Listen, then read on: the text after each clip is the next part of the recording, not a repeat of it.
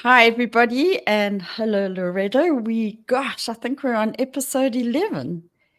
Woohoo! And yeah, woohoo! It's like every week comes around very fast. So, welcome to everybody who's listening today. And our topic today is fear being the greatest obstacle to our healing.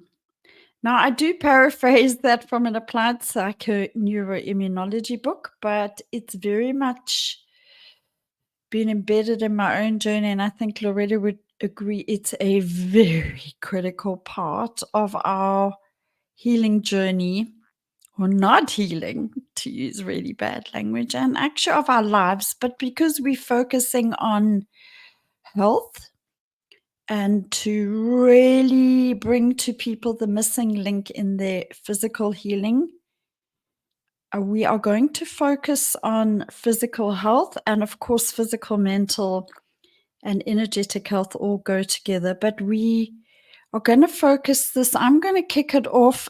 And most of what I bring to you in this episode, I have paraphrased from an amazing applied psychoneuroimmunology book. I feel I need to acknowledge them, written by two South Africans, David Patient and Neil Orr. It's called The Healer Inside You.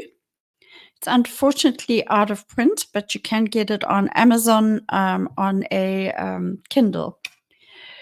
So, as everybody knows, because I've mentioned it before, applied psychoneuroimmunology has very much informed my journey. So, I'm very passionate about sharing this information.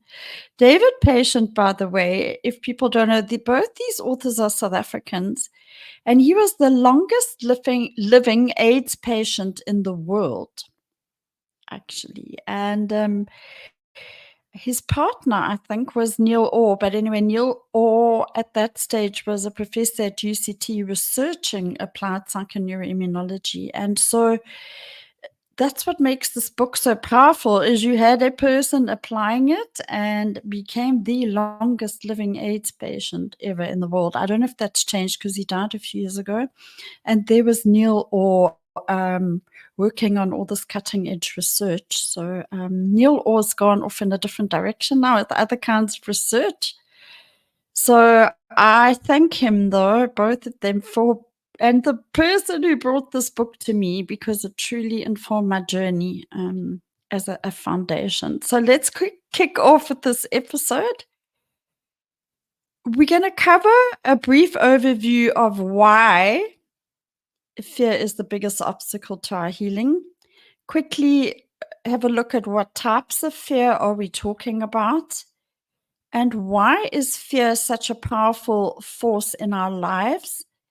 And then look at the fact that some techniques, a lot of the techniques out there, are to help us work with the thinking brain. So therefore, they will bring positive affirmations and positive thinking to help us work with the thinking brain. And that in itself is very valuable. However, the missing link often is that these tools and techniques do not work for the primitive brain.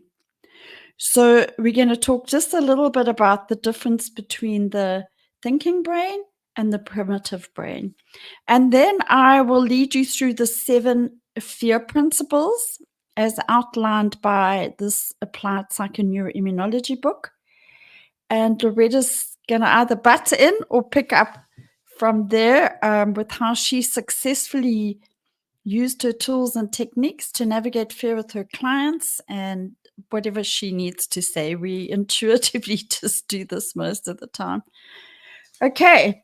So forgive me, those watching, if I'm reading from my notes, but I don't want to miss one single little bit of this incredible wisdom and essence before I hand over to Loretta. So fear is the greatest obstacle to our healing.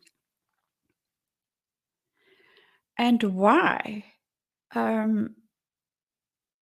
We're going to look at why, even though we know this logically, many of us know that fear is not good, that it's running our show. But why are we still afraid of certain things? And what you might uncover in this episode is the key to unlock the door to that question. So Neil Orr and David Patient believe that it's the root of all, not just disease and an obstacle to healing, but it's the root of all we will need to deal with in our life. Stress, expressing ourselves authentically the way we really feel, finding a sense of passion and purpose. So the impact of fear on the impact of fear on our immune system is huge and absolutely cannot be underestimated. And we have talked about that before, but we're just going to talk about it from a different angle and in more depth, because it can have a direct effect, fear, and that's when it can increase levels of cortisol and adrenaline. And Loretta talked us through in episode 5 the exact physical reactions in the body when this cortisol and adrenaline is pumping and how it affects our immune system. And we also went through this in quite a lot of detail in episode 7. So we're not going to dive too much into it now. Please go back to those episodes for the detail. But the other thing to know, and this is what's played out hugely in my life, is the indirect effect of fear. It causes people to give up, to feel hopeless, to feel apathy, to feel depression, to not seek support, and it has many, many other consequences. And I can really speak to all of those in my own life. So fear, we feel, could be one of the single most overlooked important factors in mind immune conditions. And experiments have actually shown the dramatic immunological benefits of confronting your fear. So the thing, sorry, Loretta wants to butt in. No, I do want to butt in here. Just 2 minutes on the sort of energetic physiology of this, and how energetic medicine also supports how vital this actually is, because in Oriental medicine, the organ that is associated with fear, and they use fear as in a capital letter because they specifically speak about survival fears. Fear is around surviving. Fear is about, are you going to be alive or are you going to die? And the primitive part of your brain essentially analyzes everything. And I know that Anjanette will say this later, in terms of, is this going to keep me alive or is this going to kill me? So whether you can pay your mortgage or not pay your mortgage, your primitive brain doesn't think about it's a mortgage and I could go and live with my mother. It's just like, oh my God, if I don't pay the mortgage, I'm going to die. So that's one thing that's really important that we need to bear in mind. And then energetically, fear is associated with the functioning of the kidney and the bladder organ function energy. And the kidney organ function energy regulates the health of the adrenals. And the adrenals are associated with our purpose. So those secondary effects of fear, not taking action, not living according to your purpose, becoming depressed, not having an inspired life, not having a why of why you want to carry on, or not seeing a point in it, also energetically comes from that kidney adrenal axis, on an energy point of view. And in Chinese medicine, they say that, you're born with a finite amount of life essence or qi. And that qi is stored in the kidney. The kidney is the reservoir of qi. And as we age, our qi becomes depleted. So the more we deplete the qi, the faster we age. And the more we deplete that kidney energy through fear, the more sclerotic and hardened we become. So the more we armor ourselves against life, the more we go to our coping mechanisms that are familiar to ourselves, the less we're prepared to step outside of our comfort zone, the less we actually are prepared to step into and embrace life. And a further thing is that the health of the kidney and bladder organ function energy determines, as an outcome, on the health of the heart and small intestine organ function energy. And the emotion of the heart is joy. So when that fear is overriding, it basically swallows the joy. We're unable to express the joy. And Antonette's going to mention this later, and I don't want to forget about it, so I'm going to just mention it now. Excessive positivity, positive affirmations when you're absolutely terrified, that excessive joy is an abnormal expression of the joy of the heart.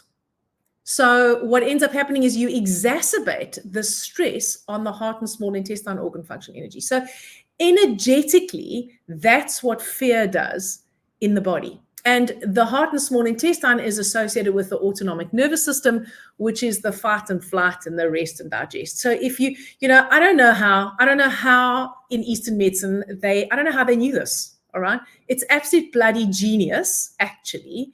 And it dovetails so beautifully with what we know about physiology and what we know about science and what happens in the body. So, okay, I'm going to be quiet now. Your turn, Antoinette. Oh, Loretta, I've got absolute goosebumps. It's a sheer act of grace of the quantum power, higher benevolent power that we got brought together, because how beautiful is that? That psychoneuroimmunology and applied psychoneuroimmunology and neuroscience and all the stuff that has informed my journey comes from off quite a allopathic medical basis. And here you are talking about Chinese medicine and energy medicine. It is so exceptional. Oh, this is all coming together. It excites me beyond comprehension. So, wow. Okay, so the thing to know about the brain is that the brain's fear mechanism, as Loretta says, is there to protect us from danger. The problem is that in the olden days, in inverted commas, remember we talked about trog and the fight and flight, is that the dangers were outside of ourselves. We have gone into this in quite a lot of detail, like there was a wild animal after us, and that was really dangerous. But these dangers are no longer there by and large. Yes, we can be attacked or something, but most of our human reactions now are based on perceived dangers, which come from the inside of ourselves. And I'm a classic example of that. And the thing with the brain, and that's why we keep on repeating this, it's critical to know the brain does not know the difference. So to segue with some of what Loretta's already said, so a few hundred years ago, okay, if people were rejected by the tribe or family, they faced a real possibility of dying due to being attacked by animals or from other tribes, or starvation. So therefore, rejection by the family or society was literally a death sentence. So in those days, people needed a tribe to ensure physical survival. And nowadays, if I look at my own journey, because one of my core fears is rejection and not being accepted. And so some of us, well, most people are run by this. We would say, I will just die if he or she leaves me. So you're potentially plugging into the genetic memories of that bygone era. So you can logically know better, but your brain believes that it's a potential death sentence. It's very important to know this. So here we are in situations where our brain perceives that our survival is at stake. So, such as perceived loss of control or failure to control a situation, it activates and dominates your behavior, this fear behavior, regardless of your positive thoughts. Loretta. Can I just jump in here quick? So to what Antoinette has just said, if we take this back to those foundational limiting beliefs that we spoke about in one of the previous episodes, when you have an unmet need or you have a trauma, when you're younger than 3, and even when you're older than 3, I mean, honestly, a 7-year-old can't actually look after themselves, right? Neither can a 10-year-old, really. But you're at your most vulnerable between the ages of 0 and 3 because you actually really can't look after yourself. So in response to your unmet needs or trauma, you develop one of these foundational limiting beliefs about yourself. I need to be in control. I need to be perfect. I'm invisible. I'm not good enough. I'm unworthy. There is a right way. There is only one way. if I could just find the way for those are all beliefs. I don't belong. Okay, so I can't trust myself, others in the world. And those beliefs essentially develop because of the fear that we're going to die. And so your ego convinces you that your job is to fix that. That's your life purpose, is to fix the fact that you're not perfect, or you're not in control, or you're not good enough, or you're unworthy, or that you don't belong. And not just to fix it, but while you're fixing it, to mask it. Because if anyone discovers that that is truly who you are, and it's not who you are, but this is just a function of your ego, you will be rejected, and therefore you will die. So it all ties together, right? It's almost like we're wired for this. And all of this sits in the 90% of the iceberg that's underneath the water. So this is also why being positive, and there's nothing wrong with being positive. Listen, I've lived most of my life being positive, right? I quite like being positive, but there's a difference between being positive and being blind, actually. And that's where the positivity can become delusional. And I don't mean that in a negative way. It's like you don't know what you don't know. Because if you've got 90% of the iceberg running the show, the real fears and the beliefs, and you're using the 10% of your rational cognitive mind to try and be positive, you're literally trying to snuff out 90% of the iceberg with you're basically expecting everyone and yourself to believe that the only part of the iceberg that matters is the part that's sticking out above the water. Well, go and tell that to the Titanic, right? Okay. So the important part of the iceberg is the part that you can't see. Well, the whole iceberg is important. So, so once again, we're not just tapping, we're tapping into our generational beliefs, 100% into those fears. We're tapping into those deeply embedded survival fears. And then we're tapping into our own fears through our limiting beliefs, which are unconscious until we make them conscious. So half the time we don't even know that it's there. Sure, I have goosebumps again because we are prepared, but Loretta just comes in because she's got it all taped already. So I'm going to use myself as an example, although it's quite a vulnerable share. But my mother tried to abort me in utero, and please, there's no judgment on my mother at all.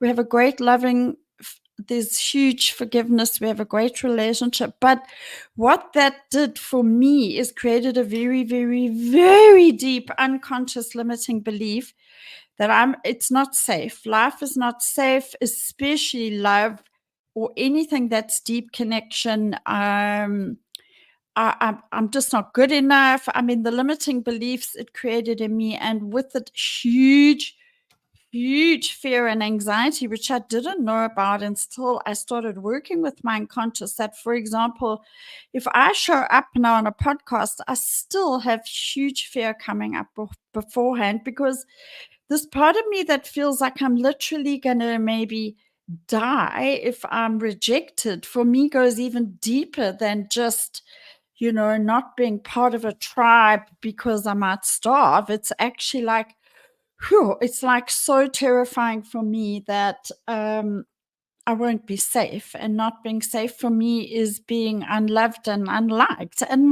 it's not that my ego was wrong or anything to create these coping mechanisms. It's just that, it was all unconscious. So I was the nicest, most people pleasing, most popular person. But when it came to deep connection, it never worked. And I would run a mile and create all kinds of chaos and obstacles. And so I don't want to go on and on. I can go on for half an hour about the limiting beliefs and my consequent coping mechanisms, that what my mother did just because she was a very young, scared mother. And it doesn't make her wrong. I don't live in that story, but I have had to show up and acknowledge the very foundational beliefs it's created in my unconscious, which have taken me years and years to uncover. Because when the trauma is that deep, the fear is so huge that it doesn't even come up for a while. You have to do layers and layers of unpeeling to access how terrified I actually feel about certain things. And it's completely illogical. So it comes full circle to saying, and people know my story, I've done hundreds before cancer of affirmations, gratitudes, and none of that was wrong. But my primitive brain, this is what happens with the primitive brain, the part under the iceberg, said, yeah, you're doing all this stuff, but you know what? Actually, our real belief system is the opposite. The fear we have completely contradicts all of this. So my primitive brain consistently overrided my thinking brain, and that actually created more stress for me, which made my body more sick, because I had this internal battle I didn't realize of my thinking brain trying so hard. I did so many workshops and processes, and then I got cancer, and I'm like, and part of the reason was, I've mentioned this before, is because there was this constant fight going on between my thinking brain and my primitive. My primitive brain kept on saying, oh, this is all a lot of hogwash. We know it's not true. So do I still use those kinds of things? Yes, but I've done all the other work that we're going to talk about, and I do it in a way that's not bypassing. So when people say, for example, fear is false evidence appearing real, that is true. It's not a bad statement, but the point is, it's being put out there without the real information and tools for people to work with what, yes, it's false evidence for me that when I show up on a podcast, I'm going to mess up. People are going to think I'm awful and Loretta's so amazing and I'm never going to be able to do it again. That is false evidence appearing real because people give me positive feedback, but my deep, deep unconscious still believes that. So now I work with taking my fear with me. I work with that very deep limiting belief that will probably never go away, but I know what to do with it. So that's the difference here, okay? So I think, Loretta, I'll go on to the 7 fear principles, unless I think we've kind of shown clearly here how the conscious and the unconscious, the primitive brain and the other brain. Okay. Yeah, and then you can dive in again. Yay. So we are only scratching the surface today on fear and how to deal with it because it's big. And Loretta will talk you through at the end. We decided before we came on today, actually, that we're going to offer some masterclasses and workshops online for this because people have different levels of fear. And I forgot to talk about what the different types of fear was. I mean, people see fear as, I don't know. The thing about fear is it can be worry. I mean, I have a perpetual worrying mind because of this core underlying fear that I'm not safe and life's not safe. So anxiety, concern, phobias, panic, terror, apprehension, all of those are forms of fear. So I think it's important to know that. And then when you're working with fear, I'm going to go through the principles now. This episode's going to give you a great insight and overview into fear. But to start actually working with it, I can tell you, because I've had to work with extreme fear and I still do, you really need some proper guidance and some proper tools. So, but the background is what we're bringing to you here. So in this amazing book I mentioned, they talk about 7 fear principles. And the first one is fear can and it will override more sophisticated thoughts and feelings. And we've basically just talked about that. Confronting fear needs to be directed at updating our primitive emotional and mental responses. And it took me a long time into my journey because I didn't have a Loretta. I did it all myself to realize that my primitive self, I hadn't touched sides with it, with all the kind of affirmations and stuff I was doing. So you have to deal with the reality of all levels of your brain, okay? And that's what we are going to bring to you, both the unconscious and the conscious, the primitive brain and the conscious brain. We need to work with both of them. So fear principle 2 is believing that you're in danger is exactly the same as the real thing. It's very important to know this. So yes, we are in fight and flight most of our lives. If anyone listening to our podcast, even if they're not sick, I'm sure they've come to the realization that they're in that high adrenaline mode most of the time, even though there's no real external danger. And the brain doesn't know the difference between what's real and what's not. So this primitive brain is your ally. Let's say it's like a watchdog. It's there to keep you safe. So it's going to jump in and it's going to perpetually bark until the danger's gone. Now that's fine if it's a lion that's pursuing you, but the problem is if we're perceiving life is dangerous all the time on this unconscious level, it is going to be perpetually barking, that fear dog. And the thing is, it does not stop 24 hours a day. So even when you are sleeping, it's going to howl and bark constantly. And I had no awareness of this whatsoever until I started this journey of healing my cancer. And fear principle 3 says unresolved fear. Well, I've already said will keep your unconscious mind activated 24 hours a day. So until you do the unconscious work and deal with the limiting beliefs, this is going to be running your show and you probably won't even know it. Loretta. Just a quick interjection to just take us back to the physical body again. So again, if you are in 24 hours fight or flight, your sympathetic nervous system is constantly active. That is like having a car that you never switch off, never switches off. You've always got your foot on the accelerator, even when you've got it in neutral and it's parked. You're still revving it, okay? It's being revved almost constantly. And it's that imbalance between the sympathetic and the parasympathetic nervous system that leads to disease, actually, on a very basic physiological level, because those two arms of your autonomic nervous system affect your endocrine system, they affect your immune system, they affect your nervous, because part of your nervous system, right? And so what ends up happening is because of the hypervigilance that you have, because of this underlying fear, even when you're sleeping, you're still in a state of vigilance, which is why so many people struggle to sleep. Just in the last year or so, I've had clients, like about 2 or 3, I've had more than 2 or 3 clients, but I've had 2 or 3 clients who are really ill.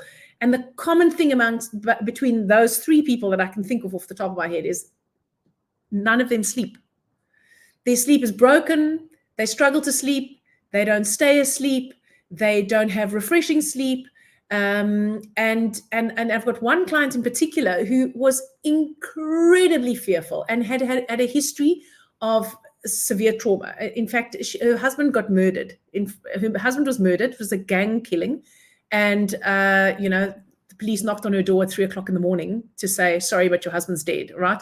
And up until that point, the gang had been pursuing them. I was like, is this a for real story? It's like for real, right? It's a for real story. It didn't happen in South Africa, by the way. And so she was pregnant with her second child, and she had a 3-year-old child, and the husband was dead, and she was in police protection. That's trauma, right? That's like, we're not going to survive. We're definitely not going to survive. And this is now 30 years after the trauma, 25 years after the trauma. She becomes my client, and she's struggling to cope with her life, and she's doing the tools. But the one thing is that she's so hypervigilant that she can't sleep at night. She can only sleep in the day. And she can't afford to sleep in the day because she's got things to do. And it's so interesting because she really improved, all right? So she improved a lot, and there's a lot of other stuff going on in her life. So it's not like her life wasn't stressful, right? She wasn't sipping daiquiris in the Bahamas while she was having the coaching, but there was an innovative medical treatment, and I forget now exactly what it is. But about 3 months ago, she's been my client for about a year, right? About 3 months ago, they put her onto this particular, it's not a conventional sleep medication, right? and she started sleeping for about 6 hours a night. So normal sleeping tablets didn't work for her, by the way. She was better if she was on benzodiazepines, but because they're addictive, she didn't want to take them for very long. Anyway, since she started sleeping, which she was sleeping better because she did all the energy stuff, but once the doctor put her onto the correct medication, I promise you, it's like her life turned around like this. Her life circumstances are still the same. She's still got the same stress. She's in danger of losing her home, actually. It's that kind of stress. So it's very survival stress oriented, okay? It's around money and finances and home and her safety. But because the sleep is improved, suddenly she's finding it so much easier to implement the tools. She's doing the energy techniques. She's actually handling her life. So we can't underestimate the effect of the hypervigilance on the quality of your sleep and the lack of sleep or the broken sleep or the interrupted sleep on your physical health. Oh, I was only going to talk for about 30 seconds. And sorry, I got carried away. No, but Loretta, absolute goosebumps again. And this is just, I think it's coming through us. I can't even be us. It's so amazing. As you know, I haven't slept for a couple of years, and I used to always sleep really well. And as you know, because we talk about it, I've got mold in my house. I stopped drinking. So I've sorted out all the potential things I thought were stopping me sleeping. I stopped drinking alcohol. I was like, that's it. Well, it didn't improve. I've sorted out the mold, air purifiers, eating early so that my colon, and I'm still not sleeping. And then I'm like, it's so interesting what you've just said, because I just got this kind of download recently, and you've just confirmed that that's why I have goosebumps, that I'm not sleeping. Because for the first time in 7 years that I've been on this journey, the last 3 years, I have accessed that such deep unconscious stuff, which is actually this terror. It's terror. It's not just fear that I'm going to actually die if I show up, or I'm just so unworthy, I shouldn't be here. And if I show myself, I mean, it sounds ridiculous. It really sounds ridiculous, this, but thank goodness for people like Gabor Mate and neuroscientists and amazing people like Loretta and Nicole Piero. I'm like, no, it's not that I'm some really messed up human. It's just that I am doing the work, which most people that have had my past, I've also in utero trauma, people bash it off. They go, oh, it's not serious. It happens all the time. Yes, it does. And it's not about blaming that or staying in it, but one has to understand the effects on every single part of one's life. And so I have started in the evenings now really doing a certain practice, which I might share at some stage, which is, I think, actually soothed my nervous system and my fear. And it's a very simple thing. I'm not going to share it now. It's not the right time.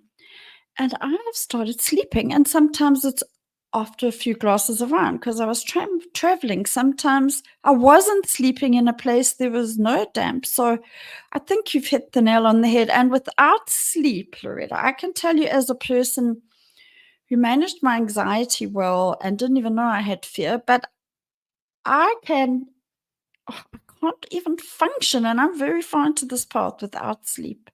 A couple of nights in a row, the anxiety runs the show, the fight and flight, the adrenaline's going all the time. So yeah, sleep is critical, and I need to know what that tablet is. But by the same token, we just need to bring to people more and more this information and tools, so that, that's big. Yeah, thank you. Oh, wow, I'm blown away. Can I go into fear principle 4, or do you want to? So fear principle 4 for me is critical, absolutely critical, because false evidence appearing real is correct, as we said. But what got brought to me is there are only 2 things, no other things that you can do with that acronym, FEAR. Number 1 is forget everything and run, FEAR. As in avoid and deny, or face everything and recover, FEAR. Face everything and recover, as in deal with it. So that's when we have to be careful and me included, about putting out memes of false evidence appearing real. It's true, but the only way we can get better is to face everything and recover. So a fear indicates that you believe a certain outcome is probable, and this automatically removes choice from your life and from your situation. So confronting fear, come now, Loretta, it removes the emotional energy from the fear and shifts it from a probability towards one of many possibilities. So you insert choice into the situation. And I think that's probably what Loretta's going to say next. Well, sort of. Yes, that is actually what I wanted to say. I wanted to just say that face, what was the second one? I've already forgotten. Face everything and recover, as in deal with it. Yeah, and deal with it. So deal with it. What I wanted to say was deal with it doesn't mean fix it so that it just goes away. Because if we set ourselves up for that, and if you've got a deep-seated terror like Antoinette has, right, that she's had her whole life, you can't just go, oh, well, I faced it now. She knows why she's got it. She knows where it comes from. And now she's just going to magic it out of her life. It is about facing it and giving yourself, by making it conscious and recognizing what the behavior is that the fear triggers in you. What is the coping strategy that you have to deal with it so that you avoid facing it? Recognize that, okay? Allow yourself it's like sleep training. It's not going to be like fear training. It's like training your fear muscle so that you can lift heavier and heavier every day. Imagine you're a weightlifter, right? And what you're doing is you're training to lift more and more fear, which doesn't mean that you lift it so that you can get rid of it. It means that you lift it so that despite the fear being there, you're open to all the other countless possibilities other than just the one that the fear is driving you to. Because the fear is going to trigger the response that's most familiar. So Antoinette said in one of the earlier episodes that, your brain is going to it's going to go along the path of least resistance. Those weren't her words, but you're going to do the strategy that you're most familiar with. Even if it doesn't serve you, your ego is going to let you believe that the familiar strategy is the one that makes you feel the best. But it doesn't, because the familiar strategy can keep you trapped in the hell that you're living in. But because it's familiar, you don't get out of it. And so the familiar pattern, the familiar coping strategy is one. The thing that the fear always makes you do, it's one thing. When you are able to confront the fear, you open yourself up to the possibilities of the 400 billion other things that you could do that isn't that one thing. And that's when you step into your power, and that's when you start being able to exercise the choice. So please don't think that facing it means getting rid of it. Because the more you try and get rid of something, the more you focus on the thing you're trying to get rid of, the more you're actually creating the thing that you're trying to get rid of. And so fixing is an ego trap to lead you to believe that you're dealing with it. It's just another way of avoiding it, which sounds almost counterintuitive. Sorry, Andrew. Like if you're sick, surely you want to fix it. No, if you're sick, you want to heal. You don't want to fix the problem. You want to see what the problem's trying to tell you so that you can create the healing. It's not the same as fixing the problem. You may think that I'm splitting hairs. It's the difference between healing or not healing. Oh, spot on. Yes, again, goosebumps.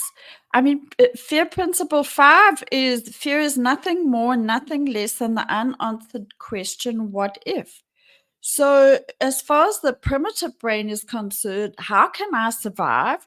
And in our modern world, when there's no lion chasing us, it's basically how can I control the outcome of the situation? So, until this question's answered, the primitive brain will jump up and down, barking and growling and demand action. So if I look back on my story, I got diagnosed with cancer at 56 on a life where I'd never felt fear.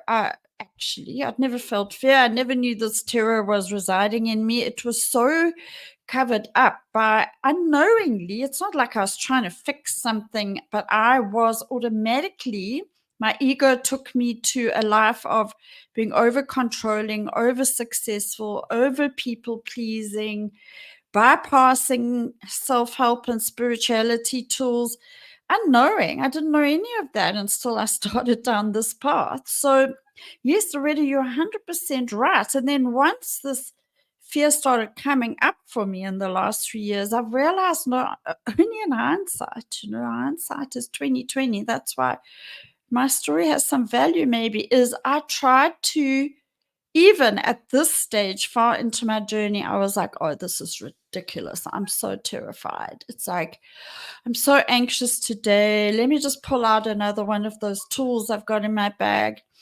And actually, it started getting worse and worse. I mean, in October last year, you actually very graciously gave me 1 or 2 free coaching sessions. And now in hindsight, I realized it was all coming up. It's come up like, and because I wasn't as aware of it as I am now, because I do the research, I go back to what I learned 7 years ago for these podcast episodes. I'm like, well, actually, that's what happened. So best now I don't fix it, but I am able to feel it and work with it. And it's important that you know how to do that properly. And that's why we're going to offer proper classes and workshops, because yeah, it can be very tough if you're someone like me, but I'm still here. Hey? I'm still here. And you need to know, I keep on saying this, I can't say there weren't other factors involved in my cancer. I'm sure there were chemical sprays and all kinds of stuff. But really the key trigger in me becoming cancerous was this, I can tell you right now, so suppressed. So let's get to fear principle 6. The sole purpose of confronting fear, including the fears of your own health issues and own death, is to increase your sense of being alive. So Loretta's doing a big nodding. You confront the fear, you leave it behind and you move on, but you don't deny it or try and fix it. The alternative, if you don't go down this path, is you carry that fear with you day in and day out, and you have no idea how much harm it causes to your body and your peace of mind. And I've learned that the hard way. Fear principle 7, the last one, when dealing with feared possibilities, and Loretta is amazing at this in her coaching and her tools. When you deal with the feared possibilities, always put as much energy into the desired possibilities. And this tool, I think, has worked better for me than almost any tool I've had, because the fear of abandonment or rejection, and then, yeah, fully feeling that. But Loretta's got an amazing process. So we're not going to go through it in much more detail, I don't think, but it's very important to set goals for your future. And Loretta has a different way of articulating this, but basically when you confront your fears, you withdraw money from, let's say there's 2 bank accounts. The one bank account is your death account if you're facing terminal cancer or something awful. Once you have done this, you need to reinvest the money. So where do you reinvest what you've withdrawn from the death account? Well, you invest it in the other account where you're looking at more pleasurable things. If you want to live, how's life going to be better? And that is a very critical part of healing. So, I just want to say that, sorry, Antoinette. Sorry, I'm sorry to interrupt you. You don't have to have a terminal illness to have a death account and a life account, right? Because the truth is we're all going to die. None of us are getting out of this alive. So the only difference between my life and death account and someone who has a terminal illness currently's life and death account is they've possibly got to get their stuff in order a little bit faster than I do, because they've got a bit more time pressure than I have. But every single one of us has a life and death account, and this fear. Sorry, the fear is what keeps us trapped and armored and stops us from engaging with life. Because what if it doesn't have a happy ending? I can't fall in love because what if it doesn't have a happy ending? So you deprive yourself the opportunity to deeply feel for another human or a career or a podcast or whatever. We're all scared of showing up, all of us, because we're all armored, and we're actually armored against life. And so the more we armor against life, the more we're putting investment into our fear account, our death account, and the less we're investing in our life account. And so, yes, of course, when you eat well, you are investing in your life account. But if you eat really well, and when I mean eat well, I mean, you're giving like nutritious food and you're really feeding yourself, you're nourishing yourself really well. Yes, you're investing in your life account. But if you're protecting yourself emotionally while you're feeding yourself really well, you're also investing into your death account. So, so that your life account, I love that analogy, by the way. That is a great one. I'm definitely going to steal that one from the P&I book. It's a great metaphor. But the truth is, we all have a life and death account, whether we're sick or not sick. We've all got it. The question is, where are you investing? You can't avoid investing in the death account. Just saying, the death account is like taxes. You know what? You can't avoid paying taxes, right? But the question, so do you pay more tax than you have money for yourself? So pay your taxes. It's the right thing to do. Make sure that you invest enough in your life account so that you can actually still live a fulfilled and inspired life, despite the fact that you have to pay taxes. We all have to pay our taxes. Yeah, and the interesting thing is that most people, and I was one of them, have absolutely no idea how terrified they are of dying in the most awful suffering, which is going to be a reality for many of us, no matter if it's old age or cancer, and the fear of dying itself. And I think it's just really suppressed until we really get sick and we have to confront it head on. But just because we don't know it's there doesn't mean it's not running our show. So, yeah, it's not about bypassing it, but it's about feeling it and working with it, as Loretta so magnificently says. And the thing is, I mean, they've shown actually when people are actually dealing with the biggest possible fear, which is like if you've got a terminal disease, you're dealing with huge potential suffering and death. But the only way really to navigate it is to deal with it, to feel it. And a large part, if you look at like the Radical Remission book or the Radical Remission podcast, people that are recovering from the terminal, the incurable, one of the key factors is that they have, what have you got to look forward to? So yes, I'm terrified right now. I might die horribly from this cancer, but I can remind myself, what is my motivation to stay alive? And right now I'm alive. Right now you are alive, even if you're very sick. And if you lessen the energy you invest in your fear, but you can only do that by confronting it and then invest more energy in how you want to continue to live. This is the key to having a better life. So even if you do die, then we're all going to die. Not everybody heals when they do this work. We're saying we have to be honest about that. We're not offering a bloody microwave. We're not offering a solution that says if you do this, you're definitely going to be cured. You've got a much higher chance.